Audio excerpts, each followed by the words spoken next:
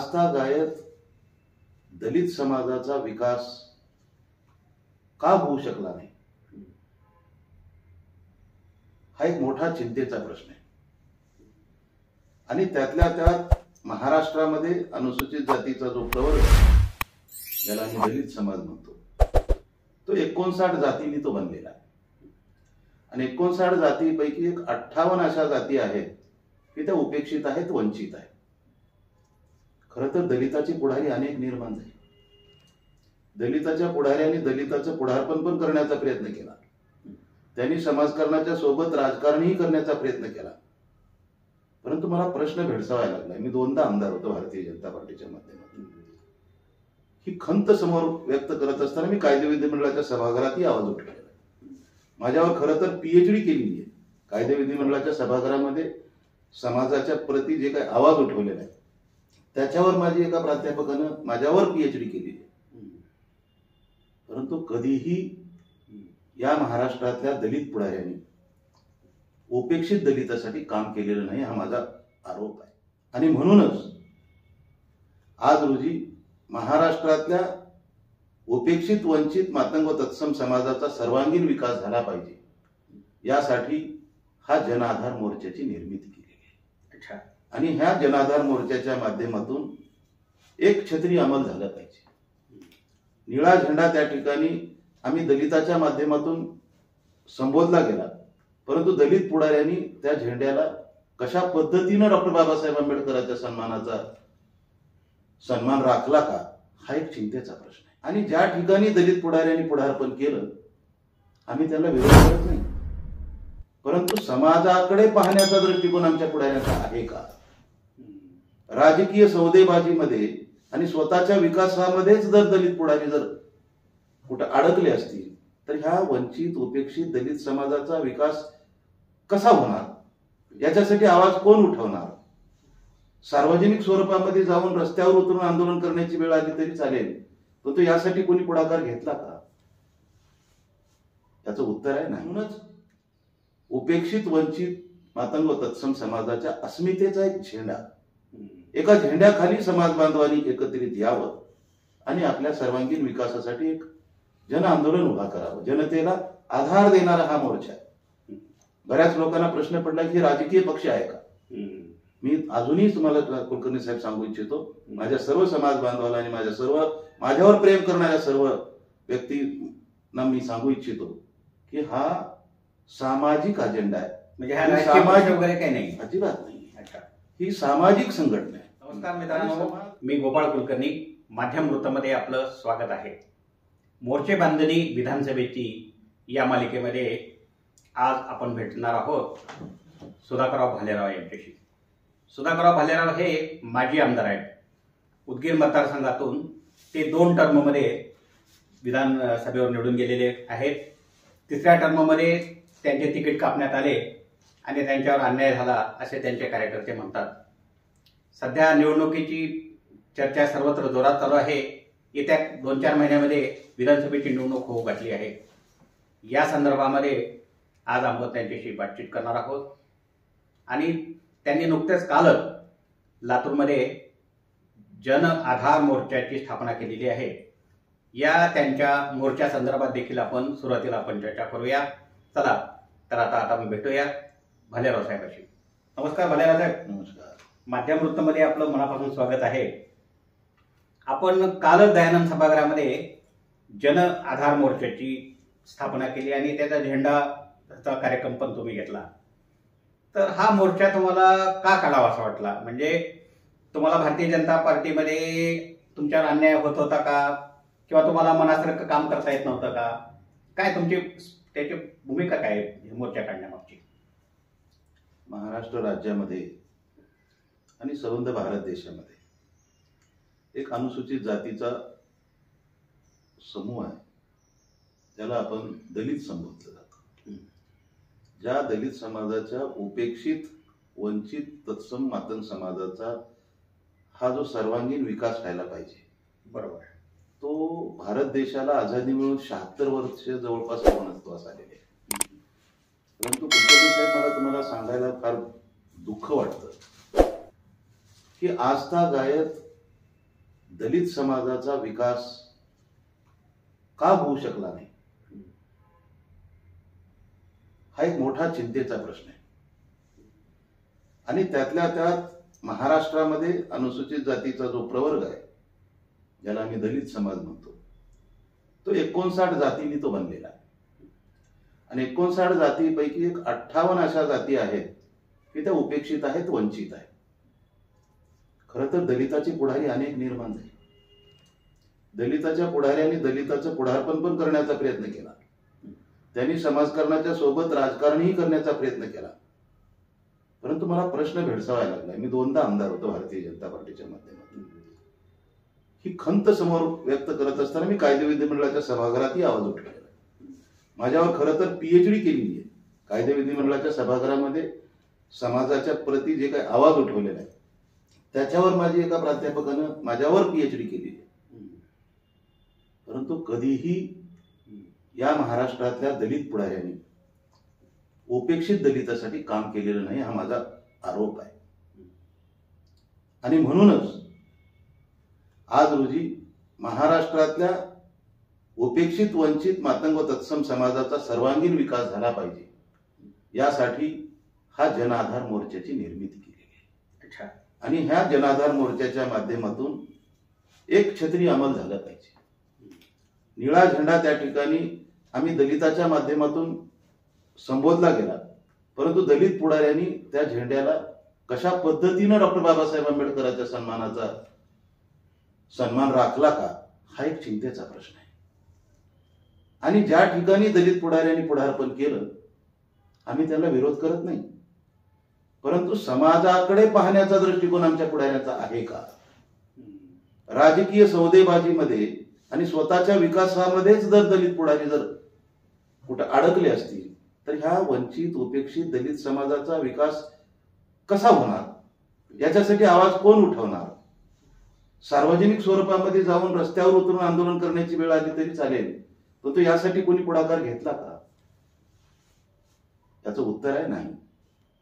म्हणूनच उपेक्षित, वंचित, मातंग व तत्सम समाजाच्या अस्मितेचा एक झेंडा, एका झेंड्याखाली समाज बांधवांनी एकत्रित यावं आणि आपल्या सर्वांगीण विकासासाठी एक जन आंदोलन उभा करावं. जनतेला आधार देणारा हा मोर्चा आहे. बऱ्याच लोकांना प्रश्न पडला की राजकीय पक्ष आहे का? मी अजूनही तुम्हाला कुलकर्णी साहेब सांगू इच्छितो, माझ्या सर्व समाज बांधवांना आणि माझ्यावर प्रेम करणाऱ्या सर्व व्यक्तींना मी सांगू इच्छितो की हा सामाजिक अजेंडा आहे. म्हणजे हा राजकीय वगैरे काही नाही, अजिबात नाही. ही सामाजिक संघटना आहे. आणि समाजाचा जर विकास सर्वांगीण होताना दिसत नसेल, त्या ठिकाणी शिक्षणापासून आम्ही वंचित असेल, आम्ही उद्योगापासून वंचित असेल, बेरोजगारी मोठ्या प्रमाणात वाढली असेल आणि गावाकुसाच्या बाहेर असलेल्या 2 समाजाचा विकास जर होऊ शकत नसेल तर आमचे दलित पुढारी तरी काय करतात?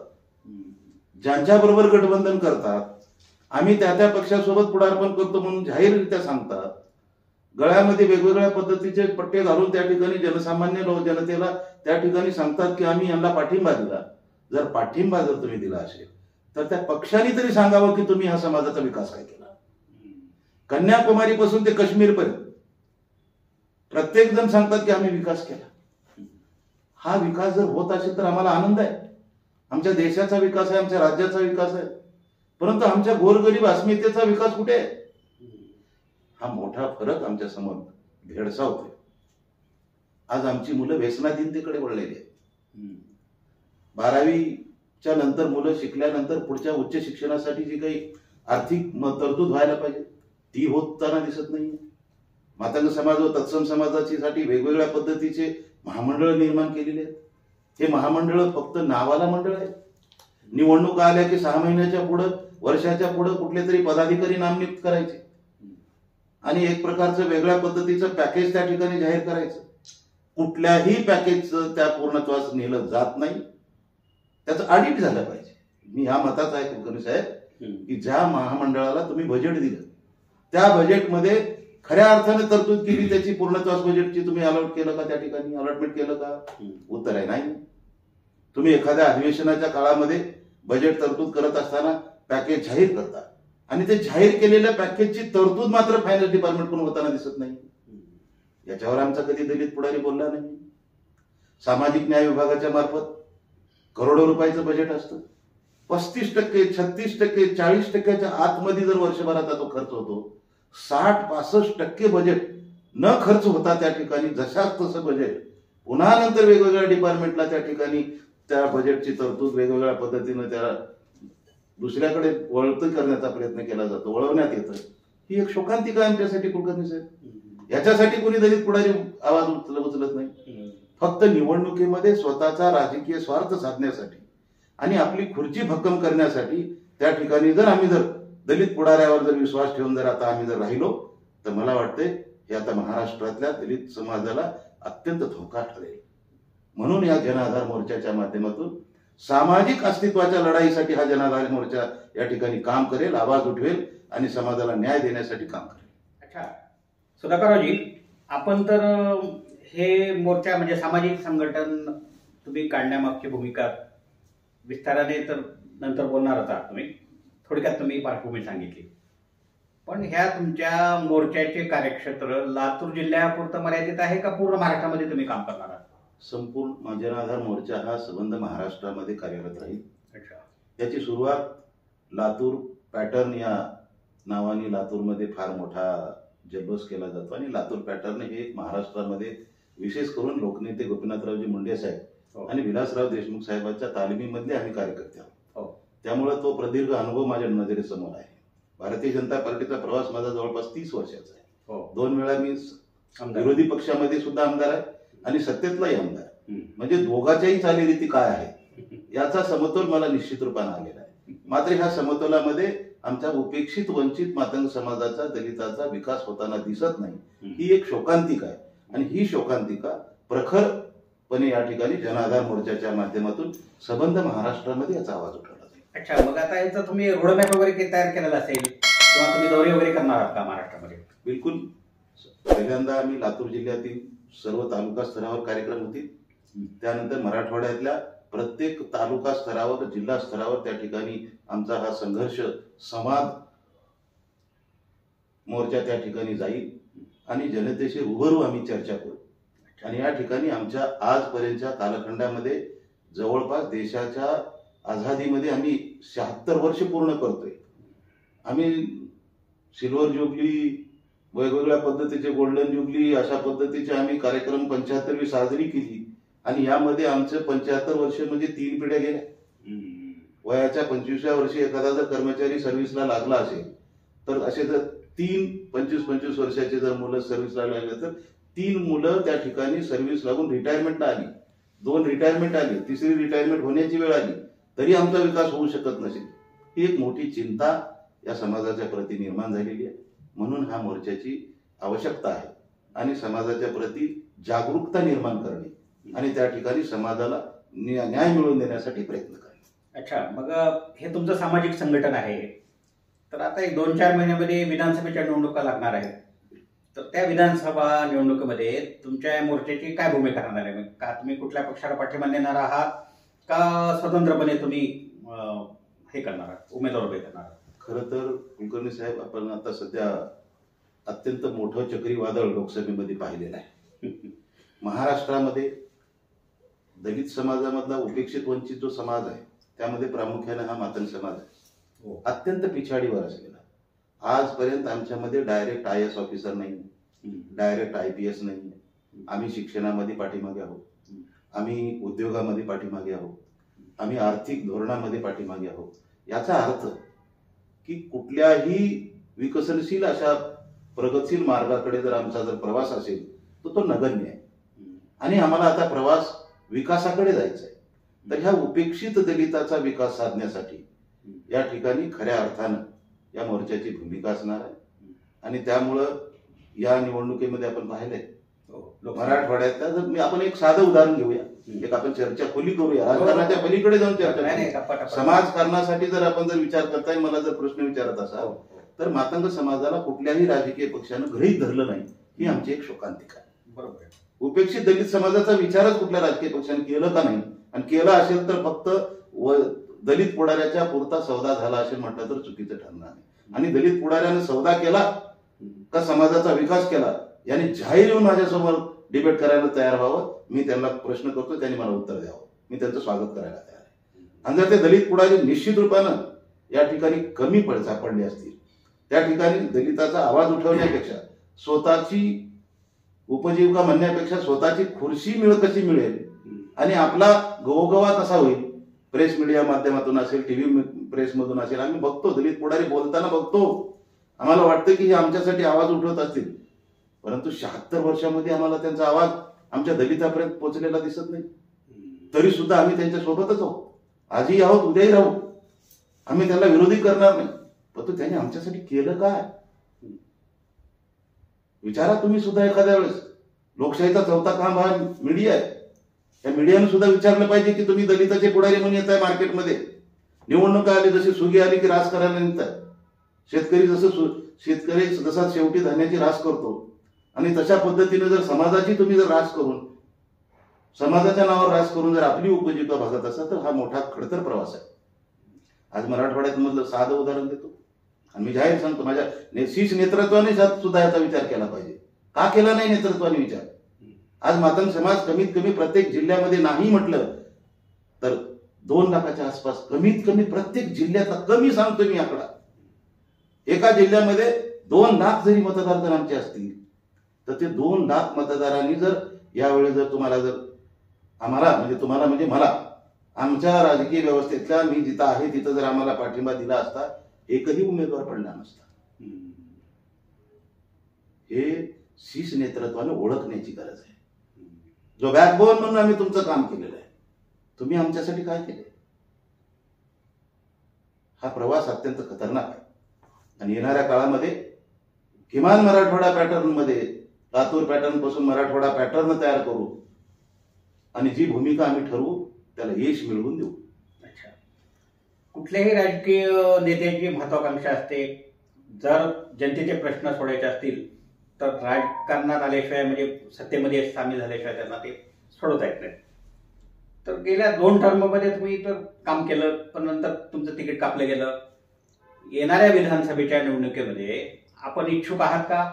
आणि इच्छुक असाल तर तुम्हाला तुमच्या संदर्भात वेगवेगळ्या चर्चा आहेत, आपण त्याच्या पुढच्या नंतरच्या प्रश्नामध्ये आपण त्याच्यावर चर्चा करूया. सुरुवातीला आपण सांगा की आपण इच्छुक आहात का? खरं तर शाहू फुले, अण्णाभाऊ, डॉक्टर बाबासाहेब आंबेडकरांची नावं घेऊन आमच्या उपेक्षित दलित समाजावर ज्यांनी ज्यांनी राजकारण करू पाहिलेलं आहे त्यांच्यासाठी माझा हा सवाल आहे की निवडणुका लढवायला प्रत्येकाने तयार राहिलं पाहिजे. इच्छा असेल सेवा करण्याची, राजकारण हे रक्षणार्थ असलं पाहिजे, सेवाभावाने सेवार्थ असलं पाहिजे. हे भक्षण म्हणून भक्षणार्थ जर राजकारण होत असेल तर मी त्याला निश्चितच त्याला रोखण्याचा प्रयत्न करेन. परंतु निवडणूक लढवण्यासाठी मी इच्छुक आहेच, नाही म्हणता येत नाही. डॉक्टर बाबासाहेब आंबेडकरांनी म्हटलेलं आहे, सत्ता ही यशाची गुरु केली आहे आणि सत्तेपुढे शहाणपण चालत नाही आणि सत्ता मिळवण्यासाठी आपण प्रयत्न केला पाहिजे. समाजकारण आणि राजकारण एका नाण्याच्या 2 बाजू आहेत. त्यामुळं राजकारणाची जोड समाजकारणाशी असली पाहिजे आणि समाजकारणाची जोड राजकारणाशी पण असली पाहिजे. त्याच्याशिवाय रस्ता वन वे ट्रॅक होणार नाही, दुभंगलं जाईल. बरोबर. म्हणून विधानसभा निवडणूक लढवण्यासाठी निश्चितच माझी जनता उदगीरमधली एवढी प्रबळ आहे की त्यांना माझा 10 वर्षाचा प्रवास माहित आहे आणि 10 वर्षात माझ्या उदगीरच्या जनतेने, मतदार बंधू भगिनींनी एवढा बिनशर्त मला आशीर्वाद दिलेला आहे आणि बिनशर्त उदगीरला मी एवढा जबरदस्त विकास करून दिलेला आहे. आज तुम्ही लातूरवरनं ज्यावेळेस माझ्या उदगीरकडे येतात त्या ठिकाणी तुम्हाला 2-2.5 तास लागत होते, आता तासाभरात तुम्ही त्या ठिकाणी येतात. नॅशनल हायवे असतील, पिण्याच्या पाण्याचा प्रश्न असेल, रेल्वेचे उड्डाणपुलं असतील, अत्यंत सकारात्मक दृष्टिकोनातून माझ्या उदगीरकरांना मी त्या ठिकाणी अत्यंत मनोभावे त्या ठिकाणी काम केलेलं आहे. चहाचा मी अपेक्षित नाहीये. माझ्या उदगीरमधल्या कुठल्याही मतदारांनी माझ्यावर आरोप ठेवावा की सुधाकर भालेराव हा भ्रष्ट आहे जर म्हटलं तर मला निवडणूक लढवायची गरज नाहीये. परंतु मी प्रामाणिकपणाने रक्षक म्हणून सेवा दिलेली आहे आणि त्या रक्षणार्थ मला सेवा करण्याची संधी आणखीनही उदगीरकर देऊ शकतील असा मला विश्वास आहे. त्यामुळे निवडणूक लढवण्यासाठी माझी इच्छा असू शकते, याच्यात काही शंका नाही.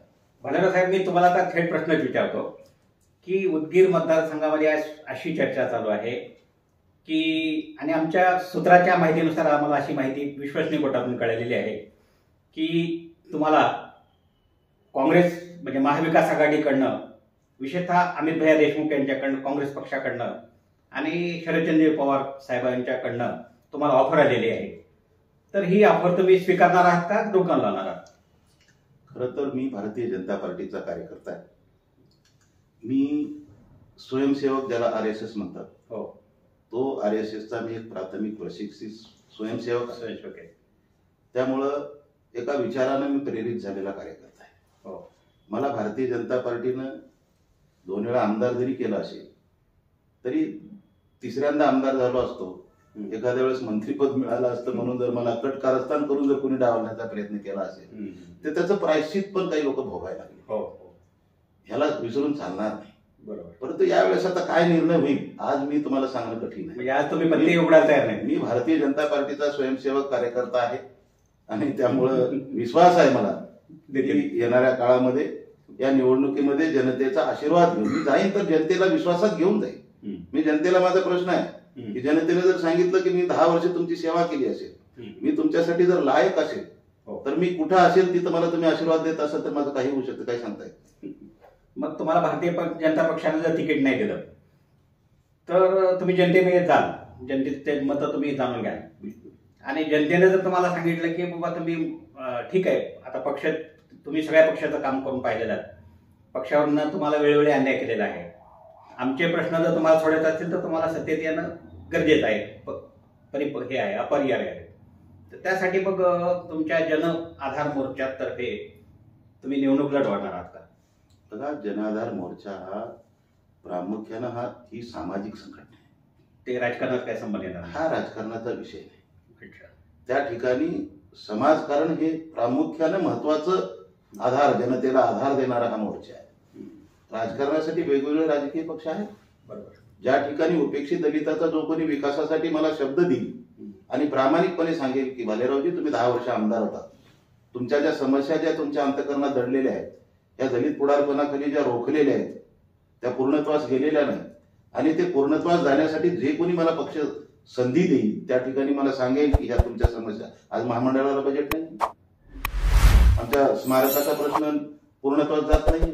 विशेष म्हणजे तुम्हाला याच्यापेक्षा जास्त वास्ट सांगतो, डॉक्टर बाबासाहेब आंबेडकरांची अस्मिता असलेल्या चैत्यभूमीचा सुद्धा विकास होताना आम्हाला दिसत नाही. अण्णाभाऊ साठेच्या स्मारकाचा विकास होताना दिसत नाही.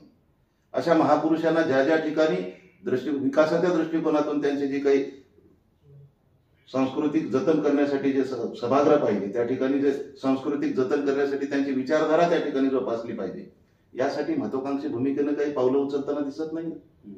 त्याच्यासाठी आम्हाला आवाज उठवावा लागेल. अशा पद्धतीने सर्व भूमिकेनं सर्वांगीण विकास, त्याबरोबर आमचा शेतकरी असेल, शेतमजूर असेल, गोरगरीब जनता असेल, आरोग्याची व्यवस्था असेल. आज आम्ही मोठ्या प्रमाणामध्ये आरोग्याची संकल्पना आम्ही समोर आणतो की 5 लाखापर्यंत आम्ही इलाज मोफत करतो.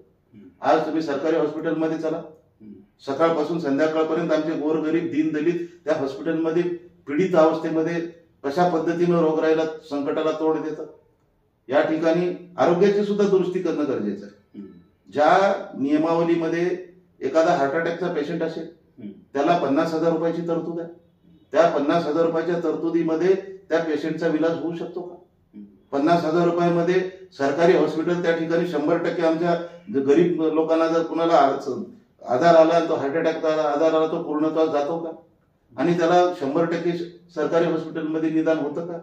सरकारी हॉस्पिटलमध्ये अशा गोरगरीब जनतेला विलाज होण्यासाठी सरकारी हॉस्पिटल निर्माण झाली, परंतु त्या ठिकाणी 100% डॉक्टर उपलब्ध आहेत का?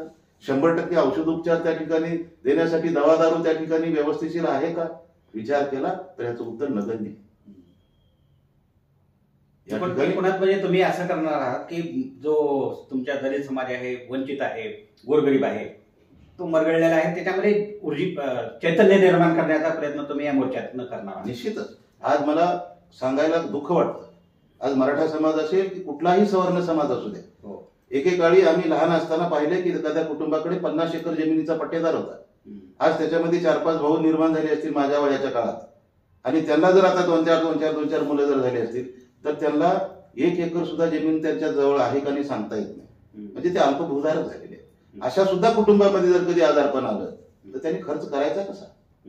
खरं तर मला वाटतं सरकारच्या बाबीमध्ये आरोग्याचं रक्षण हे पहिल्यांदा असलं पाहिजे. आरोग्य, वस्त्र, अन्न, वस्त्र, निवारा आणि आरोग्य ह्या प्रामुख्यानं जरी बाजू खंबीरपणानं जर या ठिकाणी गोरगरिबासाठी जर चालवल्या तर मला वाटतं निश्चितच समाधान वाटेल. म्हणून जन आधार हा मोर्चा सर्वांगीण विकासासाठी काम करेल. समाजाच्या सोबत, उपेक्षित दलित मातंग समाजाच्या सोबत बाकी ज्या काही गोष्टी समोर नजरेच्या समोर येतील हा निश्चितच आमचा जनाधार मोर्चाचा कार्यकर्ता त्या ठिकाणी त्याला आधार देण्याचं काम करेल आणि शासनाला सुद्धा जागा करेल. भालेरावजी, एक तुम्हाला थेट प्रश्न मी तर आता विचारतो की मनोज जरांगे पाटलांनी जे मराठा समाजाच्या आरक्षणासाठी जे आंदोलन उभा केलं त्या आंदोलनाला व्यापक स्वरूप आलेलं आहे आणि एक त्यांनी सगळ्याच पक्षांमध्ये एक प्रकारचा एक दबदबा निर्माण केलेला आहे. लोकसभा निवडणुकीमध्ये सुद्धा त्याची चुणूक त्याने दाखवून दिलेली आहे. पूर्वी मराठा समाज वेगवेगळ्या ह्याच्यात जात वेगवेगळ्या पक्षात विखुरला गेला होता. वेगवेगळे संघटन होते, त्यांच्या वेगवेगळे क्रांती मोर्चा असेल, वेगवेगळे असे नावं असेच होते. पण आता एकाच तंबूखाली, एकाच छत्याखाली आलेला आहे मराठा समाज. तसं तुम्हाला वाटतं का की गोरगरीब आहे, वंचित आहे, दलित आहे, बौद्ध समाज आहे, मातंग समाज आहे, या सगळ्या समाजाला एका छताखाली आणायचं? कारण परमपूजनीय बाबासाहेब आंबेडकरांनी सांगितलंय, शिका, संघटित व्हा आणि संघर्ष करा. तर ह्या समाजाला संघर्ष करण्यासाठी तुम्ही जागृत करणार आहात का? मी प्रश्न एवढ्यासाठी विचारतो तुम्हाला की आतापर्यंत दलित पुढारी जे होऊन गेले त्यांनी फक्त निवडणुकीपुरता ह्या समाजाचा वापर केलेला आहे. करेक्ट, माझंही तेच मत आहे. हा, बघा, मनोज जरांगे पाटील साहेब असतील, ओबीसीच्या माध्यमातून अनेक नेते उपोषणाच्या माध्यमातून बसलेले असतील. त्यामध्ये प्रामुख्याने काल परवा मी हाकेंचं नाव ऐकलं. आणखीन बरेच काही कार्यकर्त्याची मी सगळ्याची नावं मला लक्षात नाही, परंतु ओबीसी समाज असेल आणि मराठा समाज असेल, आज या ठिकाणी एक प्रकारचं आपल्याला उपोषण करताना ते मोठ्या प्रमाणात प्रसिद्धी माध्यमातून दिसत आहे. खरं तर डॉक्टर बाबासाहेब आंबेडकरांनी या घटनेच्या माध्यमातूनच आपल्याला अधिकार दिलेला आहे. आणि ज्या समाजाच्या प्रती असेल, ज्या अडी अडचणी जर खऱ्या अर्थानं सरकारच्या माध्यमातून जर सोडवल्या जात नसतील, अशा पद्धतीची भूमिका जर तिथं समोर जर एखाद्या सामाजिक कार्यकर्त्याला जर त्याची जाणीव होत असेल तर त्याला आंदोलन करण्याचा अधिकार आहे. आणि खरोखरच मराठा समाजाच्या प्रती असेल, ओबीसी समाजाच्या प्रती असेल, प्रत्येकाने आपलं आंदोलन अत्यंत कणखर आणि प्रखर पद्धतीने त्या ठिकाणी करण्याचं धाडस केलेलं आहे. मी त्यांचं पहिल्यांदा स्वागत करतो. परंतु सरकारने त्यांच्या प्रती ज्या काही असलेल्या अडचणी आहेत, आता जशा पद्धतीने मनोज जरांगे पाटील आपली समस्या समाजाच्या प्रती मांडताना दिसतात, आक्रोश करून सांगतात, उपोषणाच्या माध्यमातून एक प्रकारचा कणखर असा पद्धतीने आवाज उठवतात, मी खरोखर त्यांचं मी मनापासून स्वागत करतो. परंतु सरकारने यावर कशा पद्धतीने लक्ष दिलं पाहिजे ही फार मोठी भूमिका त्या ठिकाणी. प्रश्न सोडू शकणार नाही तर सोडवणार कोण आहे? त्याला अडचणी कोणत्या येत असेल तर ते सांगणार कोण आहे? ह्या सगळ्या गोष्टीचा चर्चा, डिस्कशन करून होऊ शकतं. परंतु त्या ठिकाणी आज बऱ्यापैकी जर ताकदवर समाजाला सुद्धा आरक्षणाची आवश्यकता आहे तर माझा सुद्धा प्रश्न तोच आहे की आम्ही उपेक्षित समाज आहोत, 18 विश्व दारिद्र्यात आहे. माझ्या जर सोबत जर तुम्ही कुलकर्णी साहेब इन कॅमेरा जर माझ्यासोबत माझ्या दलित कुटुंबाच्या सोबत जर प्रवास केला, महाराष्ट्राच्या मुख्यमंत्र्यांनी सुद्धा यावं, महाराष्ट्राचे 2 उपमुख्यमंत्री आहेत त्यांनी बी आमच्या सोबत यावं, दलित समाजाच्या वस्तीमध्ये माझ्यासोबत प्रवास करावा. माझ्या कुटुंबाच्या आजही 76 वर्षे पूर्ण झालेल्या देशाच्या आझादीनंतर जर आमचा कुटुंब अन्नासाठी जर तो वंचित असेल, त्याच्या कुटुंबाला जर फक्त राशन मिळतं मोफत म्हणून जगायचं असेल आणि तो खाण्यासाठी जगतो का जगण्यासाठी खातो, याचा पेच प्रसंग जर माझ्या कुटुंबाला जर समजत नसेल, अशी 18 विश्व दारिद्र्याची परिस्थिती 76 वर्षानंतर जर असेल तर त्याच्या शिक्षणाचा प्रश्न कधी सुटेल? त्याच्या आर्थिक संपन्नतेचा प्रश्न कधी सुटेल? त्याच्या अन्न वस्त्र निवाऱ्याचा 100% प्रश्न, ज्याला पंचपक्वान स्वादिष्ट जेवण भोजन हे सात्विक असलं पाहिजे आणि ते खऱ्या अर्थानं एबीसीडी विटॅमिन युक्त असलं पाहिजे, हे भोजन आम्ही देतो का? फक्त त्या योजनेखाली भरमसाठ त्या ठिकाणी लूटमार केली जाते? याचा सुद्धा विचार करण्याची गरज आहे. त्याचा ऑडिट होण्याची आवश्यकता आहे.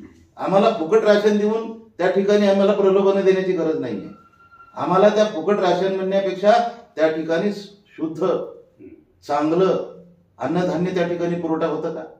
आज मला खंत वाटते, सरकार कोणाचं बी असो, तुम्ही जर आमच्या गोरगरिबाला दिलेलं धान्य जर बघितलं ना, कुत्र्याच्या समोर जरी ठेवलं तर ते धान्य खाऊ शकणार नाही.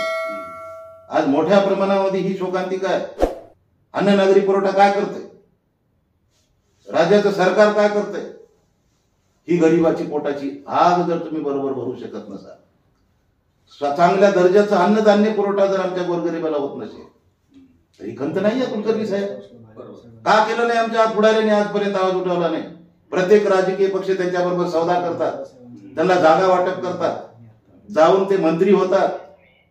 का त्याच्याकडे लक्ष दिलं नाही?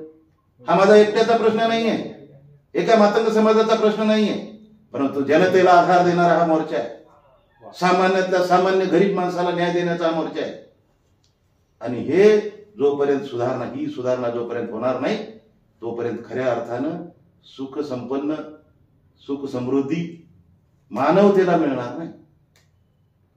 आम्ही तुमचे नुसते डोंगर बघावे विकासाचे आणि पोटाला गरिबाला अन्न चांगल्या दर्जाचं मिळू नये, ही शोकांतिका नाही. आमच्या विद्यार्थ्याला आज तुम्ही गोरगरिबाची मुलं कुठे शिकतात? जिल्हा परिषदेच्या शाळेमध्ये. जिल्हा परिषदेच्या शाळेमध्ये काय परिस्थिती आहे, त्याची किती पडझड झाली जाऊन बघा. काय करतं जिल्हा परिषद, काय करतात जिल्हा अधिकारी? कालीपोटी करू नये. तिथं गरिबाची लेकरं शिकतात म्हणून करू नये. श्रीमंताच्या लेकराला मोठ्या मोठ्या इंग्रजी शाळेमध्ये पाठवलं जाते, नामांकित शाळेमध्ये त्यांचा प्रवेश दिला जातो. परंतु आमच्या उपेक्षित दलित मातंग समाज असेल, तत्सम समाज असेल, शेतकरी, शेतमजूर, गोरगरीब जनता असेल, अल्पभूधारक शेतकरी असेल, त्यांच्या लेकराला जिल्हा परिषदचं शिक्षण असेल. ठीक आहे, आम्ही कुठेही शिक्षण, आम्हीही जिल्हा परिषदेचं शिक्षण घेतलं.